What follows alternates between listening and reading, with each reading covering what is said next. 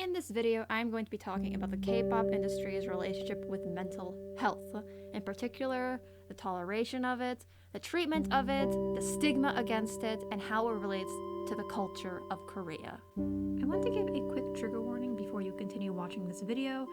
Here, I'm going to be talking about mental health and suicide, so if any of those topics are triggering to you, then do not watch this video. If you're okay and want to continue watching, then I hope you enjoy, and I hope you can learn a little something too about this topic, because it's one that often gets misunderstood, misconstrued, and oftentimes misrepresented. So again, thanks for watching, and I hope you enjoy. The mainstream media constantly scrutinizes and judges Korea for their lack of mental health support. However, they often under-discuss and fail to acknowledge additional pieces of the puzzle. K-pop is a part of the stigma, but the stigma itself is the culture, and K-pop is simply just another part of it. So I'll break this down into 3 parts. The first part, I will be talking about the mental health stigma in Korea. Then I will talk about how K-pop is a part of it. I will also talk about the progress that K-pop idols themselves have taken to make mental health more understood. There have been many K-pop idols to have done this in the past, to still keep doing this, and I want to highlight some of them. I hope you learned something from this, and of course, discourse is always allowed, so feel free to leave any discussions if you want. Generally, when it comes to mental health in Korea, most people don't know how to talk about it. Korea has had a long history of a stigma against mental health. It wasn't exactly seen as a good thing to be diagnosed with a mental illness or a mental issue. You can see in documents from the 80s, 90s, even the 70s, where parents are afraid to put their children with therapists, with anybody who's an expert in mental health. This has predated the entertainment industry. It's been a part of it because it's a part of the culture, and K-pop is part of the culture. So oftentimes when I see people talking about mental health in Korea, it's usually in a pretty demeaning, demoralizing, and kind of, well, what are they doing wrong type of way.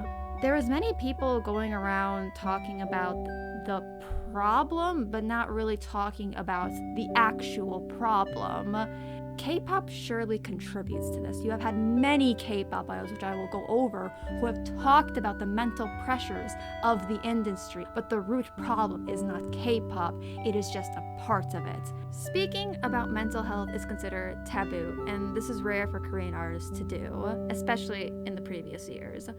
For decades, a stigma has been created that forces people to believe that they should feel ashamed of themselves if they have mental health issues. They have attempted to battle the mental health crisis, but depression and suicide rates have been a concern for decades. This is due to the stigma that has plagued the country for decades. Korea has state-funded mental health services, however, they are mostly underutilized. And there have been reports that show that 15.3% of Koreans affected by depression and anxiety receive treatment, which is alarmingly less than in other countries, which reported 44% of their mental health patients receive treatment. Mental health in Korea is extensively researched.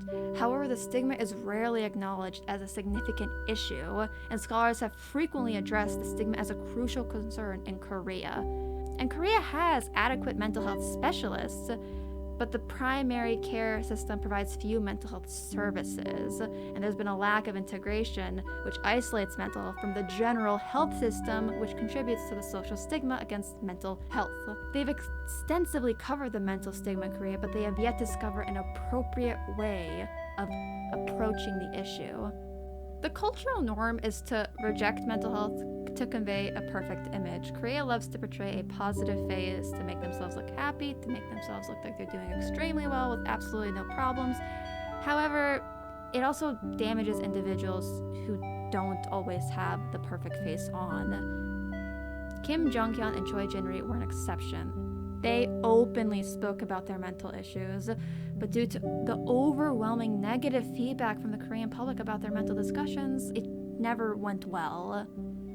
Similarly, Gu Hara, a former member of the girl group Kara, attempted to commit suicide once because she suffered from severe depression, but she was unsuccessful.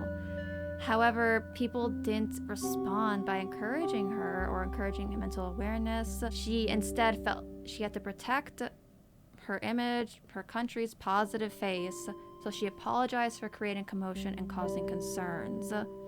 Eventually, she would commit suicide. I wanted to mention this because a lot of this has to do with the cultural stigma surrounding mental health. You were born and you grew up with this. How do you get out of it so easily? And it's unfortunate that it feels like people can't get out. Kim Jong-hyun, Choi Jin-ri, and Gu Hara tried fighting against it. They have left a lasting impact on the way people talk about mental health.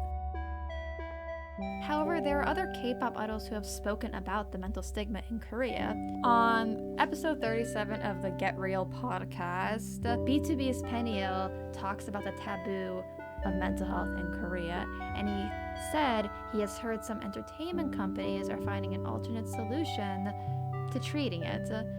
Recently, K-pop companies have been putting together private psychiatrists or therapists on staff, and this allows the artists to talk freely without fearing that it might go off on any kind of record. And Ashley Choi herself confirmed that it was true, and she shared on her personal experience of how she was unable to speak freely with a therapist. So Ashley Choi said, "I couldn't really get personal because at the back of my mind, I worried that she might tell the company even though you're not legally supposed to.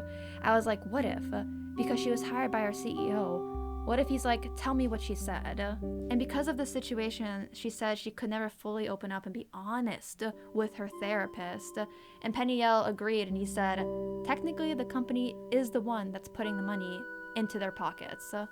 However, there was also some good news to come from this, as all agree that within the past 10 years, the topic of mental health has definitely improved in Korea, especially for K-pop idols. In the past, companies expected them to perform and be on stage no matter what. If you were suffering from depression or anxiety, PTSD, or anything, you had to perform no matter what you were going through. Now, K-pop idols are given more breaks.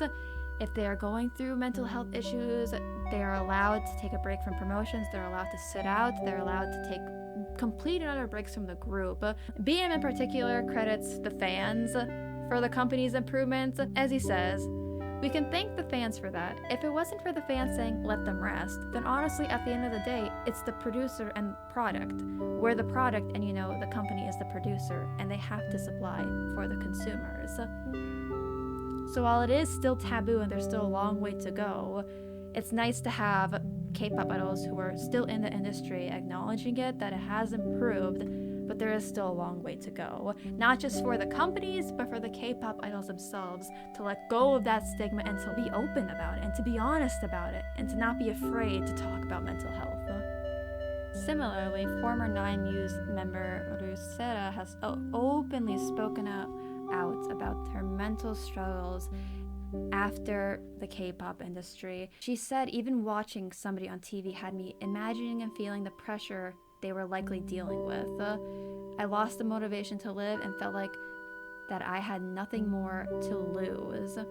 She's now outspoken about mental awareness around the world, especially in Korea, to help prevent this from happening again and to help people know and acknowledge that they can seek help. You're slowly seeing a slew of K-pop idols also doing the same thing. As I've said, progress has been made over the years. You've had many K-pop idols openly speak about their mental health, such as Min Yoongi in his song The Last, where he openly talks about going to see a therapist, treating his depression, anxiety, social anxiety. Similarly, bandmates such as Namjoon, or also known as RM, and Jin have written songs about their mental health, particularly with Namjoon on his EP Mono. A lot of it's dealing and talking about mental health, and Jin recently released a song last year, Abyss, where he talks about dark thoughts that he had. Jay of Day 6 has also been very open in talking about his mental health struggles over the last few years. Mingi of ATEEZ actually took a long extended break from ATEEZ promotions, as Coops of 17 has taken long breaks. So you do have people and you do have companies that try, but there still needs to be greater strides to make. And I think it's made a stride, granted a slow stride, but it's made a stride regardless. This stigma has existed long before K-pop, so I would argue it's more of a cultural thing. But K-pop contributes to the problem because it's so widespread and it's so popular. You have the K-pop artists that talk about it. It just doesn't get as much traction as it should.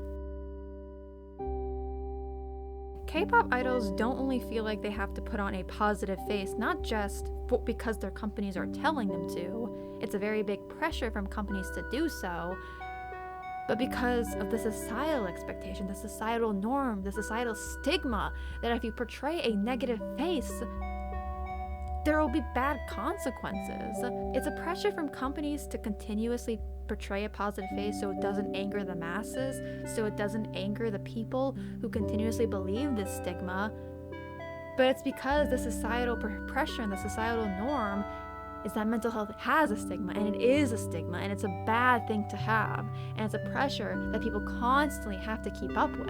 It's a little bit of everything. It's not just one thing that's pressuring these K-pop artists to do this. You have the societal norms, the cultural norms, this pressure to stigmatize mental health.